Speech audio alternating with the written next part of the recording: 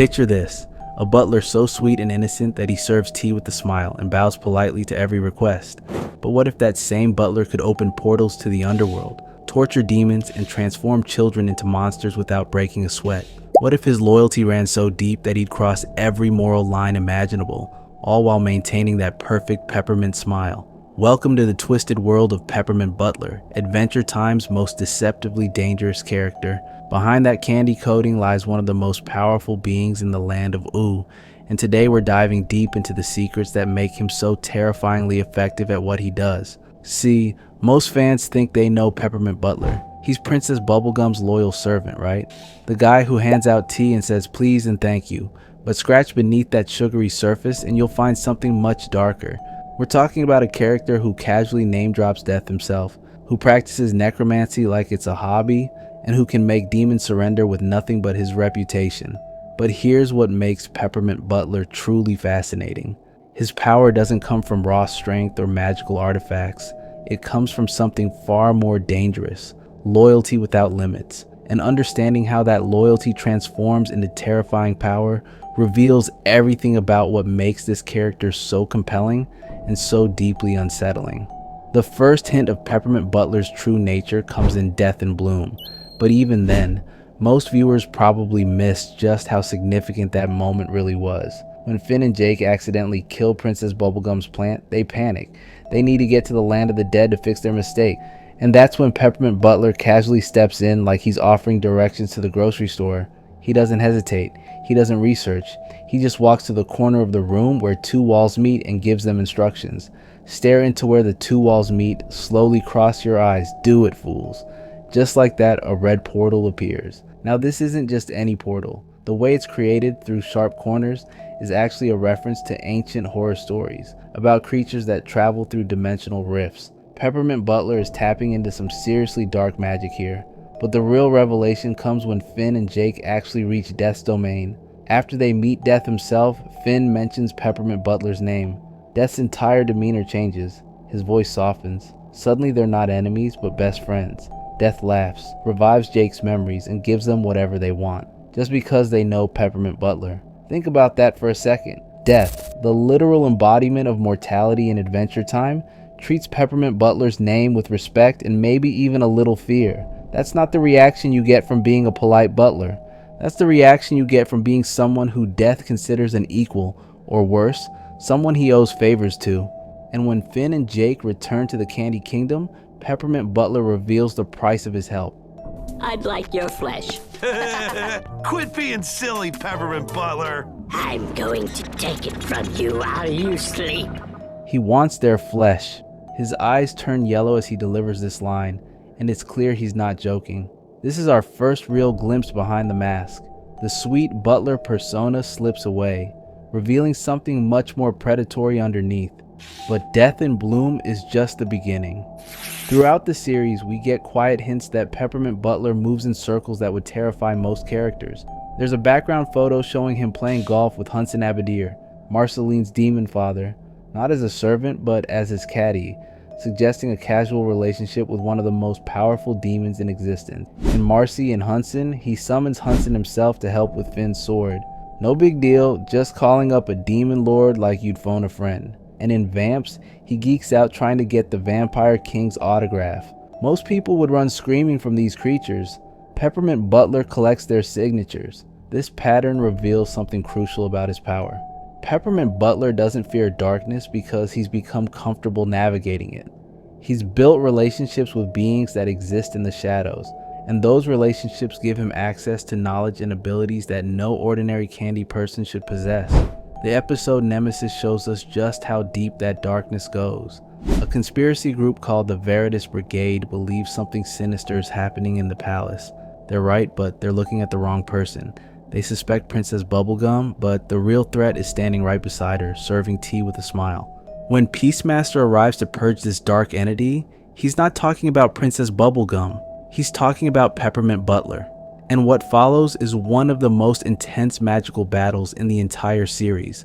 Peppermint Butler doesn't just fight with random spells, he performs actual rituals, chanting real incantations pulled from ancient texts, invoking Egyptian deities tied to magic and war. The moment he calls upon Horus, the screen shifts to stark black and white, creating this surreal transformation sequence.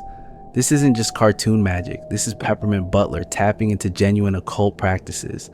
And the visual style emphasizes just how different this is from the usual Adventure Time magic. But here's where it gets really dark. When Peacemaster gains the upper hand, Peppermint Butler doesn't just retreat or surrender, he kidnaps Peacemaster's children. Without hesitation, he uses dark magic to transform one of them into a mutated creature, a demon hybrid pulled straight from the Nightosphere. It's calculated, it's cruel, and it's effective. This scene reveals the core of Peppermint Butler's philosophy. He doesn't seek power for its own sake. He uses it as a tool to protect what matters to him. In his mind, Princess Bubblegum's safety justifies any action, no matter how twisted. He'll cross every moral line, corrupt children and ally with demons, all while maintaining that he's the good guy. That twisted sense of loyalty reaches its peak in The Suitor. This episode shows us Peppermint Butler at his most manipulative, and it's genuinely disturbing to watch. The episode opens with him performing a dark ritual, summoning a demon named Agdawada, while surrounded by symbols that reference ancient religious iconography. He's not just doing magic anymore, he's invoking systems of power that shaped entire civilizations. But the ritual gets interrupted because Peppermint Butler has more mundane duties. Princess Bubblegum has been isolated in her lab for weeks, and the Gumball Guardians remind him that she needs to socialize. So Peppermint Butler decides to fix this by forcing her into a relationship. He finds Bracco, a sweet but awkward young man, and encourages his interest in Princess Bubblegum. When PB politely declines the date, Peppermint Butler doesn't accept her decision. Instead, he pressures her, insisting that she needs to do research on boys for her own well-being. When she calls him out for being out of line, he doesn't back down. This leads to Bracco's obsessive quest to win PB's love through suffering. He burns, bleeds, and begs, thinking that pain will earn him her approval.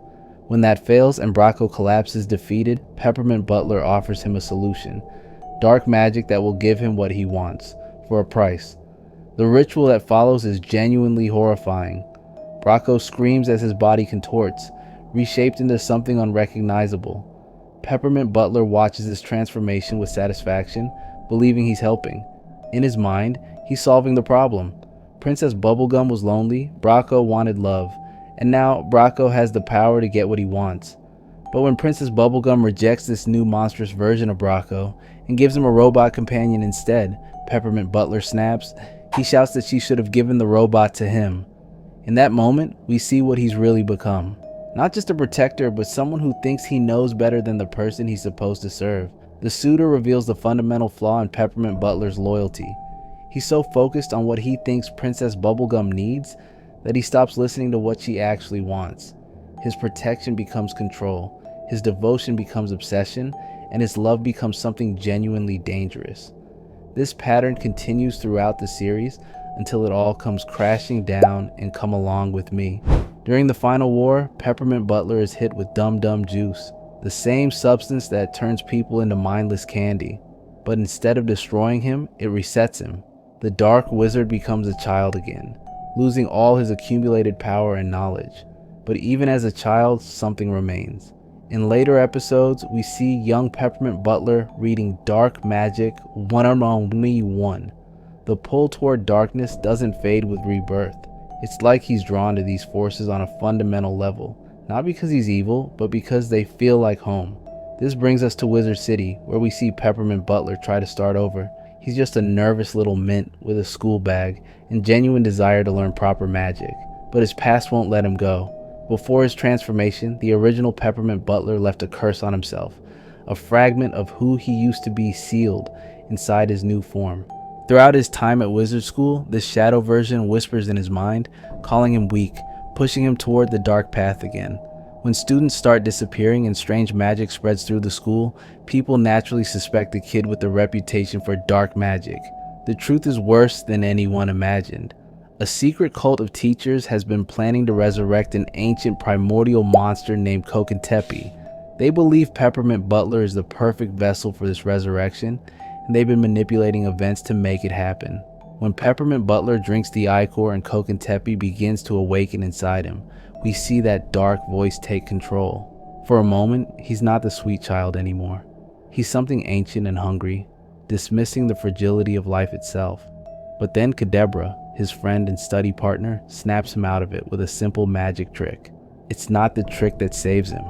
It's the reminder of who he chose to become. Kadebra didn't fight him with superior magic or ancient knowledge. She reminded him that he had friends, people who cared about him for who he was, not what power he could wield. In that moment, Peppermint Butler makes the most important choice of his entire existence. He rejects the dark voice inside him, not by destroying it or banishing it, but by refusing to let it define him.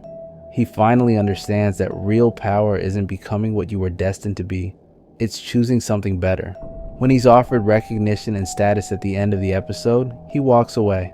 The shortcuts and quick paths to power don't appeal to him anymore. He's learned that the long road doesn't sound so bad when you have good friends to travel with. This character arc reveals the true secret behind Peppermint Butler's power. It was never really about the magic or the demons or the forbidden knowledge. It was about choice. For most of the series, he chose to embrace darkness because he thought it would help him protect what he loved. But darkness without limits becomes corruption, and protection without boundaries becomes control. The real magic happens when he learns to choose differently. Not because someone forced him to, not because he was defeated or punished, but because he finally understood that love doesn't require sacrifice of your principles. True loyalty means respecting the autonomy of the people you care about, even when you disagree with their choices. Peppermint Butler's journey from loyal servant to dark wizard is something entirely new. Shows us that redemption isn't about erasing your past. It's about choosing what to do with the power you've accumulated. He could have used his knowledge of dark magic to become a threat. Instead, he chose to become a teacher, eventually taking over as headmaster of his school. In Obsidian, we see that this choice led him to become the new ruler of the Candy Kingdom, not through conquest or manipulation, but through growth and genuine care for others. The character who once kidnapped children and tortured demons became someone trusted to lead an entire kingdom. But perhaps the most important lesson from Peppermint Butler's story is this: loyalty without wisdom is dangerous, but wisdom without compassion is meaningless. His dark period taught him about power, but his redemption taught him about responsibility. The combination of these experiences made him someone capable of wielding authority without abusing it. Peppermint Butler shows us that the most dangerous people aren't always the ones who seek power for its own sake. Sometimes they're the ones who convince themselves that their love justifies any action. His story is a warning about how good intentions can lead to terrible choices, but also a promise that it's never too late to choose a better path. The secrets behind Peppermint Butler's power weren't really secrets at all. They were choices, made one decision at a time, that slowly transformed a simple Candy Butler into something far more complex. His true strength came not from the magic he wielded, but from his willingness to grow beyond the person he used to be.